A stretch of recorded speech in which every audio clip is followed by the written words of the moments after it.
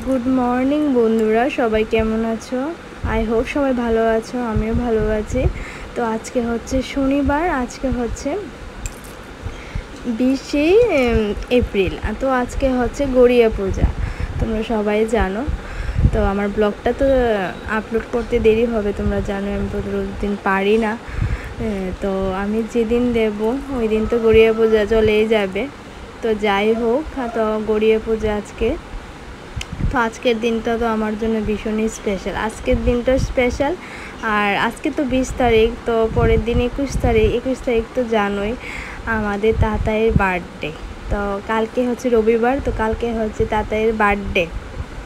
আর এদিকে দেখো সব অ্যারেঞ্জমেন্ট হয়ে গেছে, আজকে সব কিছু কেনাকাটি হয়ে যাচ্ছে।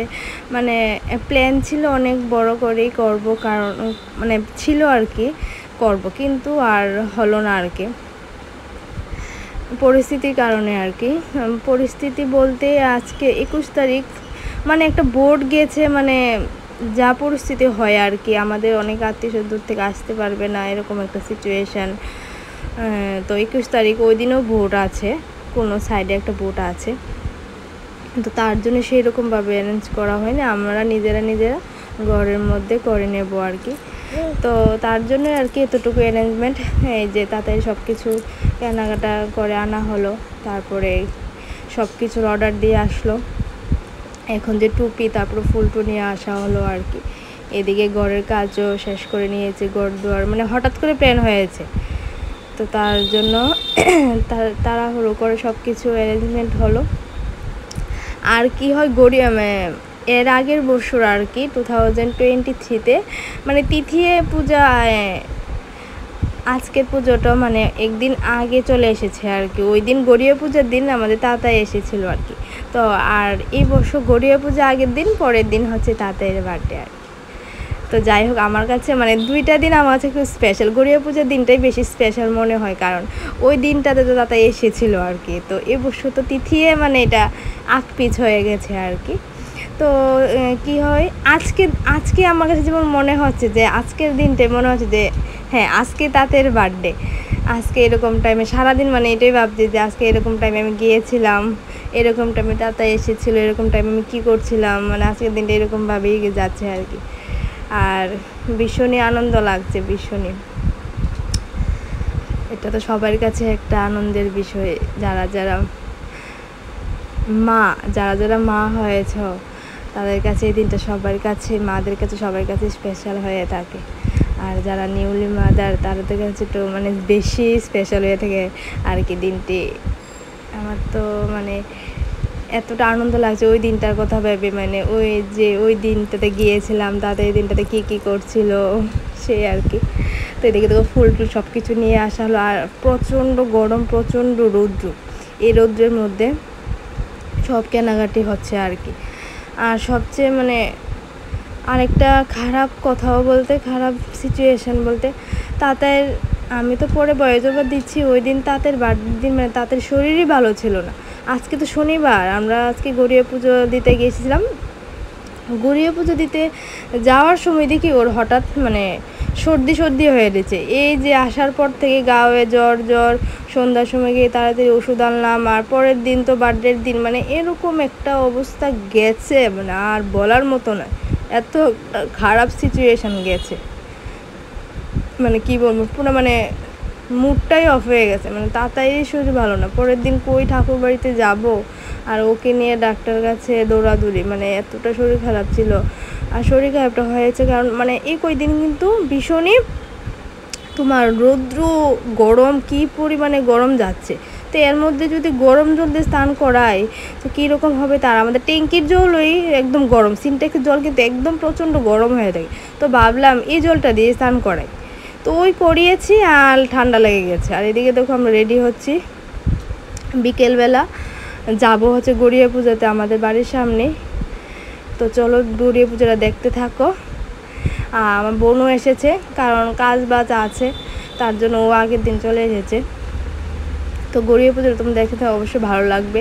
এর আগের বছর মানে আমাদের বাড়ির সবাই পূজা দিলামলে আর কি, আমি তো দিতে পারতাম না, অন্যরা দিতে হলে। তো গড়িয়া পূজা তো আর হলো না এর আগের বছর, তো এই বছর আমি কিছু দিতে পারবো না, পুজোও দিতে পারবো না। 18 মাস হলে তারপরে কিছু দিতে পারবো আর কি। তো যাই হোক, ঠাকুরের সামনে গেলাম আর কি, ধূপকাঠি মোমবাতি ধরিয়ে আসবো আর কি। আর এবার এই জায়গাটা আমাদের বাড়ির সামনে পার্কে, আর পার্কটা দেখো খুব সুন্দর, কিন্তু এখানে প্রত্যেক দিন বিকালে আমিও এসেছিলাম। তো এই ব্লগটা তোমাদেরকে পরে শেয়ার করব। মানে ভীষণই মানে এত বাতাস, আর বাচ্চারা খেলাধুলা করে, এই জায়গাটা হওয়ার মানে এতটা মানে ভালো হয়েছে পার্কটা হওয়ার। মানে শহরের মধ্যে কিন্তু একটা খালি স্পেস না থাকলে হয় না, বাচ্চারা খেলার অ্যাক্টিভিটিস তো দরকার, আর জায়গা টাগা থাকে না। আর এই জায়গাটা হওয়ার মানে এতটা ভালো হয়েছে, সব কিছু একদম এখানে তোমার ব্যায়াম ট্যায়াম সব কিছু করা যায়, ওয়ার্কিং সব কিছু। তারপর বাচ্চারা বিকেলবেলা খেলাধুলা করে, আর গাছগুলি এত বাতাস দেয়, মানে বাড়িতে তো এত বাতাস লাগে না, এত গরম। আর এটার মধ্যে আসলে সবাই লোকজন তো এখানে এসে বসে থাকে বিকেলবেলায়, ভীষণ ভালো লাগে। বাড়ির পাশে এরকম একটা জায়গা থাকলে আর কি লাগে বলো।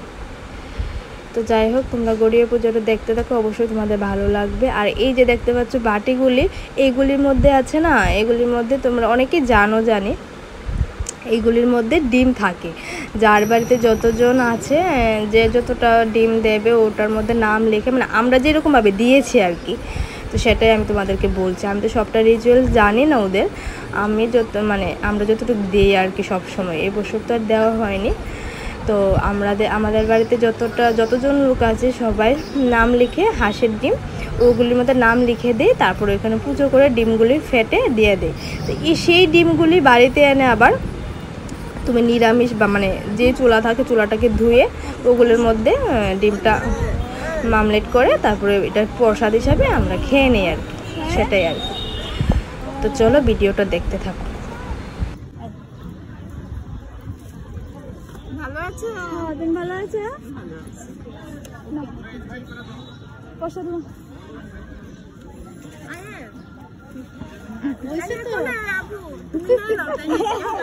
ঠিক আছে।